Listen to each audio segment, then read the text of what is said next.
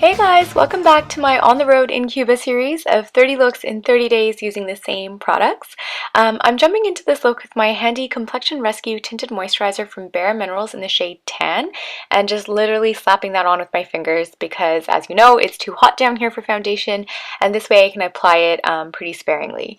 Instead, I'm actually going to rely on my NARS Radiant Creamy Concealer in Ginger to do more of the heavy lifting for me in terms of color correction under my eyes, and again, blending that with my fingers to keep the whole thing looking really natural.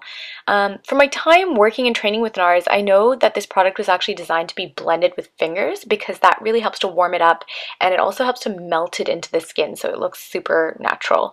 That's not to say that you can't use it with a brush or a sponge. I have done with clients, especially if I'm trying to build a more heavy look, but I'm on the road and the lesser things I have to use, the better. I also stroke a tiny bit of this down the center of my nose to draw some light there in a straight line because I'm not going to be doing any contouring. I want to keep the whole thing looking very kind of clean on the skin and instead concentrating with more heavy colors on the eye and on the lips. Okay, on to my biggest obsession in life, which are my brows. Back home, I get them threaded regularly, but being on the road, it's pretty much impossible to do. So I have to fake it, and I couldn't get anywhere in life without my Hourglass Arch Brow Pencil. As you can see, like the shape of it's kind of like this squared off tip, makes it so easy to just follow the line of my natural brow and just fill in the gaps. Sometimes I even have to dab like a little bit of concealer on the hairs that are growing in because like I can't keep up with the plucking, and it's just so much easier when I get them threaded. Anyway, so now I am just filling in the second brow, and the hairs on the front of that second brow don't grow up and down like they do on the other brow, so I just kind of fake it by drawing them.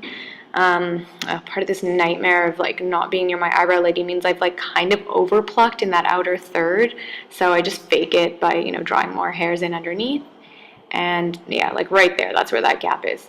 But overall, not a bad effort. I'm not too unhappy with that. When I'm on the road, I like to use products that multitask, and these caviar sticks from Laura Mercier are great because they act as a primer and a color in one step. And look how easy it is to blend out with my finger. So this will end up acting as a base for the powders to cling on to, the powders that I add on now. So I'm grabbing the champagne pink shimmer color from my Chanel quad and just patting it out from the inner corner to roughly the center of my lid to create some dimension. So it's not just one dark color, but it has some, some layers to it. Next, with a fluffy brush, I'm going to blend some brown shadow, this one's actually from my brow palette, onto the outer third of my eye. This adds another layer of dimension to the look, so it goes from light and shimmery in the inner corner to the darkest smoke towards the outer edge of the eye. The whole eyelid still has that purpley undertone to it though because of that creamy purple base we put on first. And as you can see, I'm blending that brown shadow up into the crease to create more depth there. Then I go back in with that aubergine colored caviar stick to create a rough outline for my eyeliner and trace over the top of it with the exact same matte powder I was just using in the outer corner of my eye, but this time on a stiff little number 45 smudge brush from NARS. This will help to create a soft and diffuse line that fuses together the colors I've been working with throughout this whole look. And now I'm taking whatever is left over of that dark brown shadow and tucking it into like the crook of the outer crease to create the darkest point of shadow on this whole eye and blending it out with a fluffy brush. You'll notice I haven't cleaned any of the brushes I've been working with while I've been doing this because I'm just working with the same two products that I've been using all along and just placing and blending them differently to create the dynamics of this look. Finally, I take whatever's left over on that brush and run it under the eye to soften out the caviar stick I'd lined there before, just to diffuse that line as well. Actually, I find leaving sharp lines under the eyes can sometimes age you and look a bit harsh if you're not careful.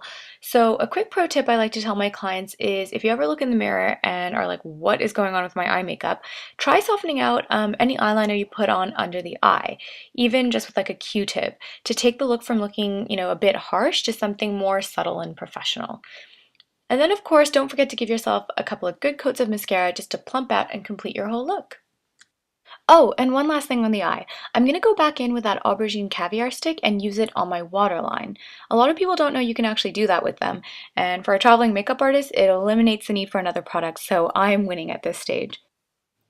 Now, because this look features a heavier eye and lip, I'm going to keep things really soft focus on the cheeks. So I'm using this fluffy brush, which I normally use for blush, to apply my Stila Stay All Day flat bronzer so it's nice and diffused. But the placement of that bronzer is in the same place my contour would be, so in the hollows of my cheeks, forehead, and under the jaw. And to make the whole thing seem seamless and soft, I'm dipping the same brush into a pink blush and softly sweeping it over the apples of my cheeks and even into the hollows a bit, because this is really not about a strong contour on the cheeks. I'm just using that brush to blend together any lines to make the whole thing really soft and romantic. Onto lips, I'm using my Body Shop Blackcurrant stick to roughly fill my whole lips in because I want this to have a bit of a grungy vibe, I guess to match this grungy and unkept hair that I've got going on. So to tie the whole look together, I'm actually going to be dabbing that same pink champagne eyeshadow that I used on my eye on the bottom center and top center of my lip. And this is a great way to bring dimension to your lips, and also by dabbing any powder products onto your lips, you can make your lippy last longer. Fun fact. And there you have it, a purpley berry eye and lip look using just my little travel kit from down here in Cuba. Hope you learned something new. Leave a comment if you did, and if you like this video, please don't forget to subscribe to my channel. I'll see you all in my next video. Ciao for now. Bye!